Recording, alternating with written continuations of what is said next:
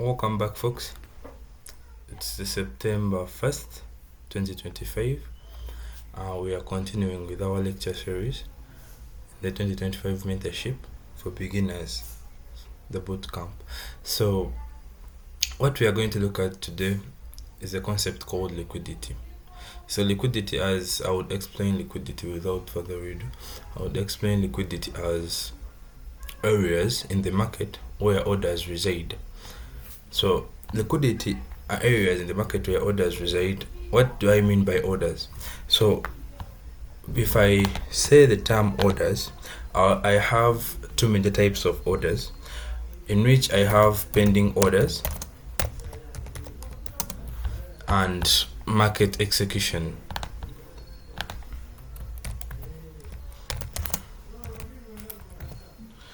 Market execution. So, market execution, let me start with this. This is where you yourself happen to press the buy button or the sell button, like manually. So this is where you have to execute and place a trade all by yourself. That has nothing much to do with it. It can come later when we are looking at executions after we are done with these concepts.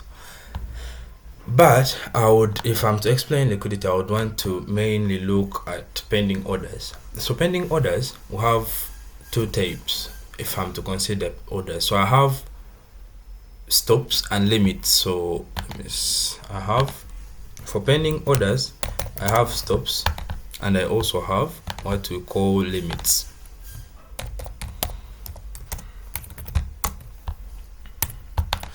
So that is the two types of pending orders. I have these two, the types of pending orders. So for the stops, a stop is when you place an order that refers to the market continuing in the direction in which it is working. So if we are in a downtrend and you place a sell stop, that means you are intending to continue selling the market. And if we are in an uptrend and you place a buy stop, that means you're doing it with an intention of having the market continuing to go higher. So suppose, if I'm to have an example, if I'm to bring it to something like whole life, I'll have my people here. This is something funny. I'll have my people here. I think I need something. There is something, yeah.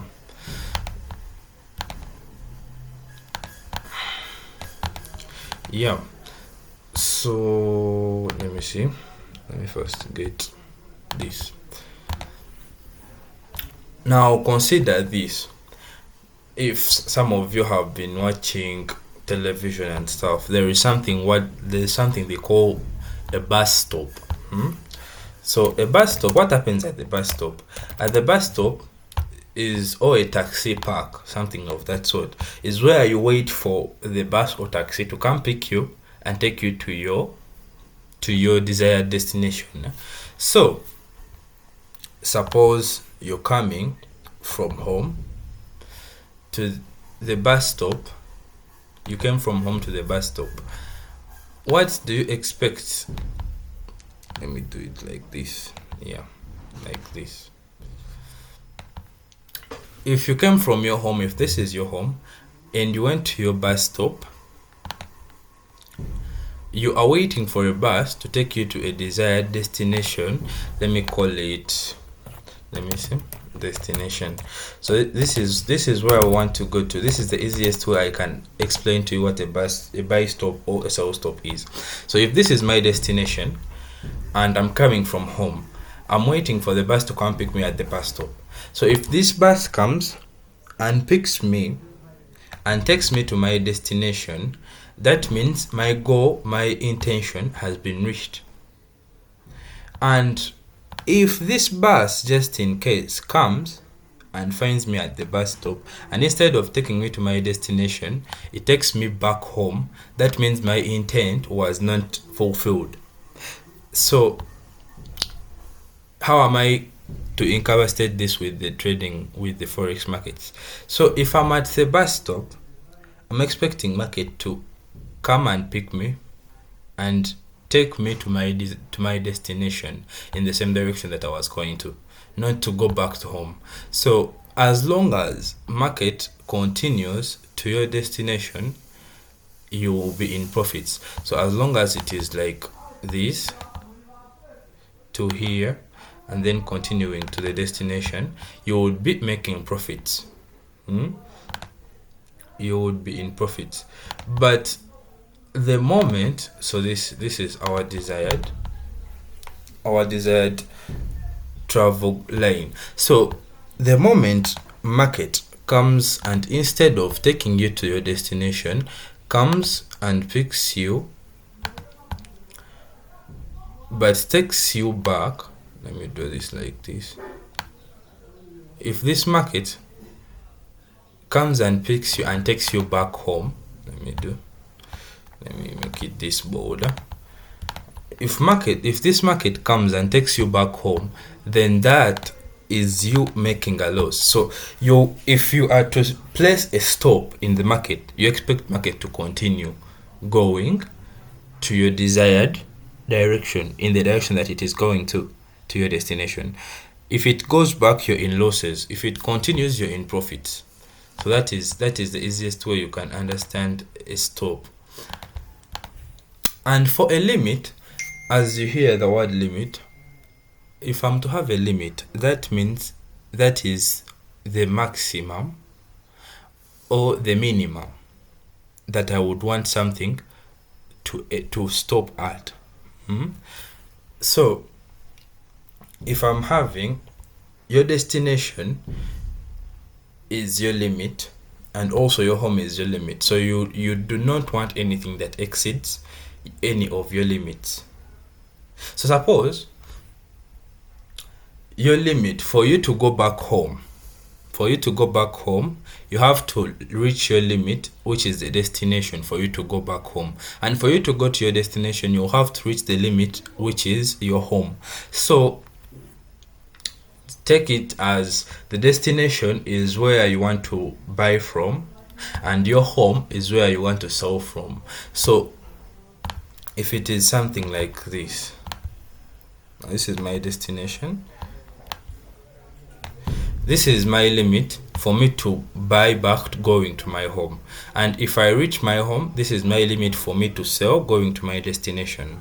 So that is it. So as long as you are not, as long as this bus doesn't come and reach your limit, then continue further, you are in profit as long as you stay within your limit.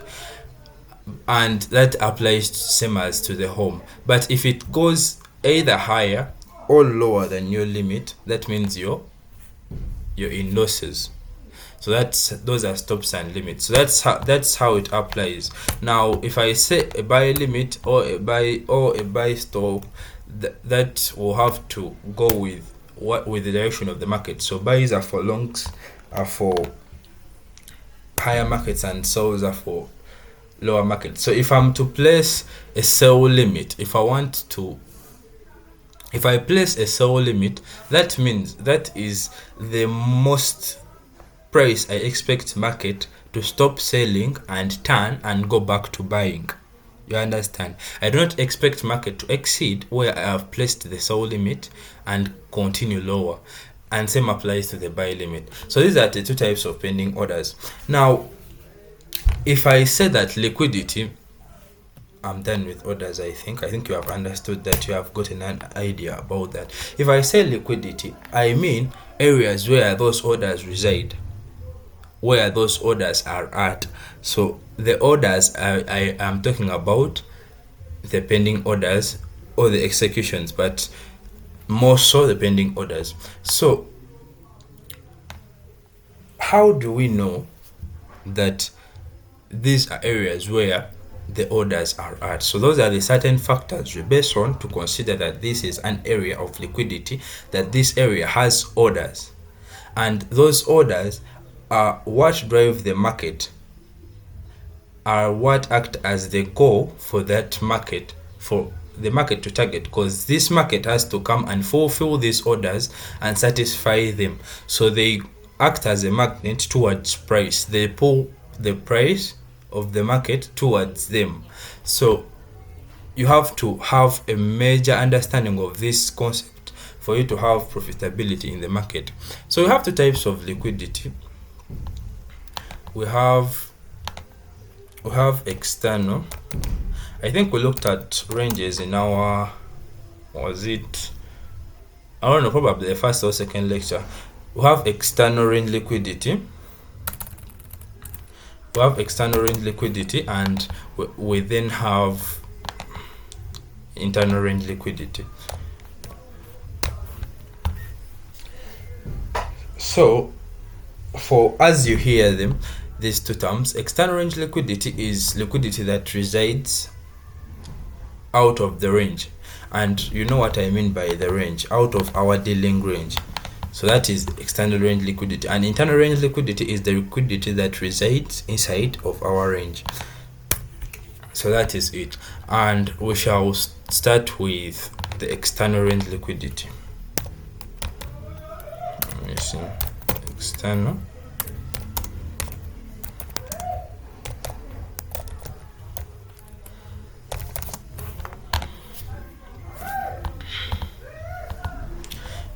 Now, for external range liquidity, how does the external range liquidity come about? Remember, we had concepts like breaks of structures, shifts, and so on and so forth.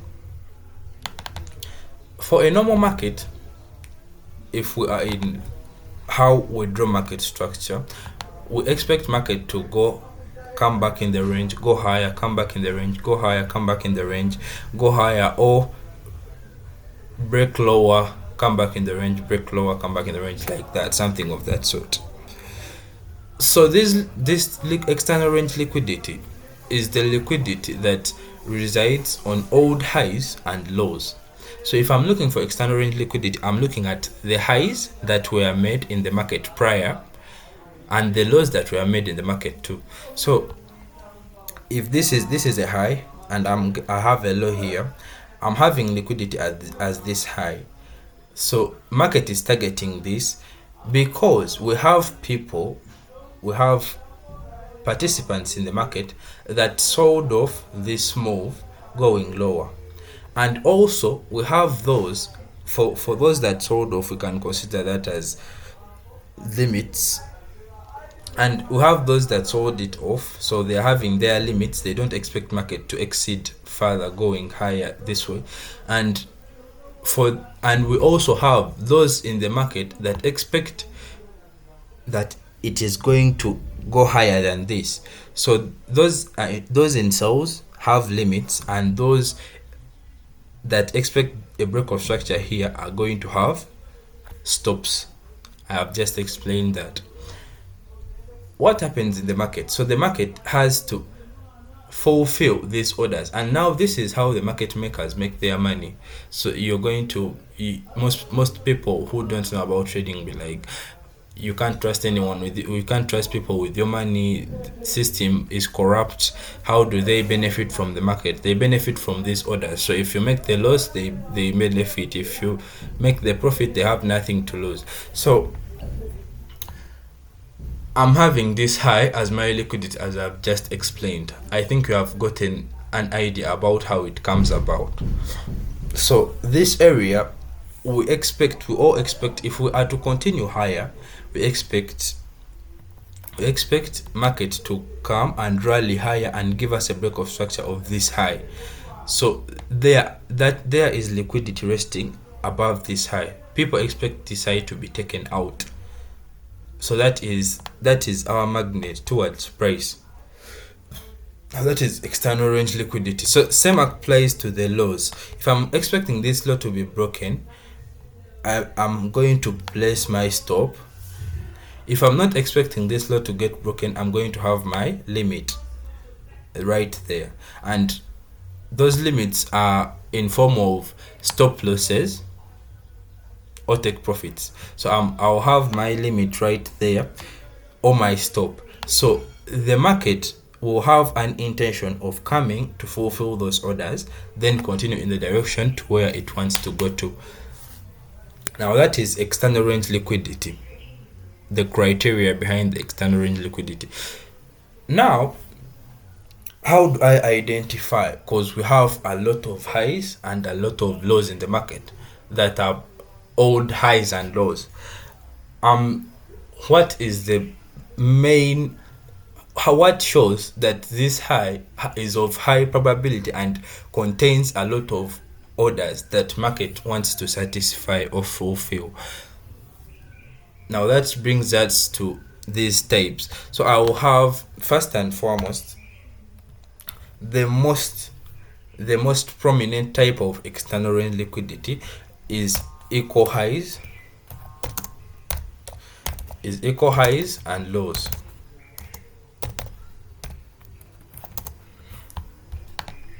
Now, what do I mean by equal highs and lows? Equal highs and lows, suppose, take an example. We had market come, go higher, come back into the range, then went back higher trying to execute orders here, then dropped lower. So if market drops lower like that, let me use this. If market drops lower from this, that means orders were punched in that this new high and this new high are going to be taken out. Those are stops. That area will have stops. The ones that had buy stops here, that market is going to continue, will again put in more stops when market makes a high here. And those that expect this high to stay, not taken out, will again place their stops at their limit at that high. So if market comes back this way into the range, that formulates a cluster of orders, increasing the orders here. And the more the orders, the more the force towards the market, towards price. We say this liquidity acts as a magnet towards price. So if the orders are more here and below we have less orders, the market will intend to first take out the more orders where the many orders are at. So this makes this a prominent area towards a draw on the market. Now in this scenario, if we are trading ICT, most of the times we are not focusing on patterns. So I won't tell you that this is the pattern, that this high has to be equal to this. You have to understand and have to develop the understanding and develop the skill of adjusting to what the market presents to you. Now, if the market forms something like this and the highs are not equal, that does not stop me from taking this as equal highs. Now, we tend to call them relatively equal highs if I'm having something like this. Now, this also validates buy-side liquidity at this high, and more orders are clustered there. Now, that is one of the forms of liquidity that are more prominent. If I'm having a high here and another high that is lower than this high, I'll have more liquidity to be taken out right here. So I expect market to, I'm looking towards this as my draw on liquidity. So this applies to the lows also. You can have something of this sort. I'm looking at this high as long as the high that came back right here is not exceeding this high right here. So if I'm to call this A and call this B, if I'm having high B below high A, I'm looking at this as my prominent draw on liquidity. But if B comes and exceeds high A, now if I'm having something like this, that means this high B, this B took out the liquidity that was on A, making this have no orders left to be fulfilled, and we are looking at B. Now I would want to have another high that is lower than B for me to consider this as a prominent draw on liquidity, but also B is an old high or an old low. Market will, the price will later come for this. We'll have orders still there. So that is equal highs and equal lows.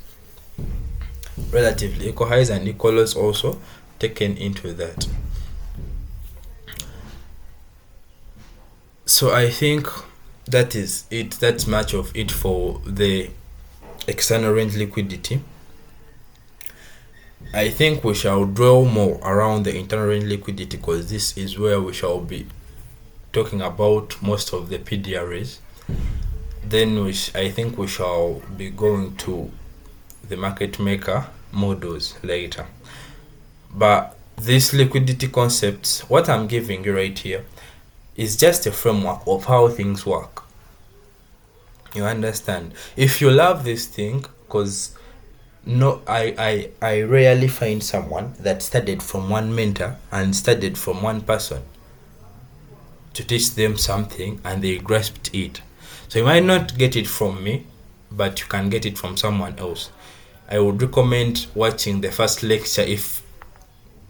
If you are to look more into liquidity, I recommend watching the first lecture of ICT 2024 mentorship. It talks more about the liquidity again. I think you should watch that. Now, if I'm to have some chart examples,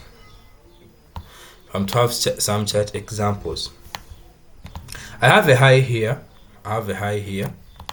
You see this high. Market goes lower, back into the range, comes back higher, but does not take out this high, then drops lower. Now this gives me this high. If the thing I just drew before, if I'm having this as A and this as B, you see B is not above A, so that gives me my relatively equal highs. So I'm looking at A as a big draw on liquidity. So whatever I'm doing, I'm looking for market to come and take out these two highs right here. Now I can use this as a target for my entry lower that I took for buys, and use this as a target. So that's an example for buy side liquidity. And if I'm to show you something about sell side, let me show you this. Let me zoom in right here. I'm having these lows. I'm having a low hit, this candle's low right here, printed at that candle's low that was printed, and then I have a candle that drops lower and fails to take out this low. Now I'm looking at this as prominent sell side, and market comes and takes out that as a goal. But prior to this, I also have this low and this low in the same formation, and I have market taking out that, looking in for that. So this liquidity acts as a magnet. I have that low and this low, they are at the same level, and market drops and takes them out until it has cleared off all the subsequent liquidity. That's when we look for the higher liquidity that's above. We have this, we have that, and then after that we get this, what I've just told you. I think that's probably it I can say about the external range liquidity. We shall look at it more when we start doing lives. Well, if you are still with me, when we start doing lives, we shall get to know how to use it, how to add it to our trading. So subscribe and like, support this channel. So thank you for watching.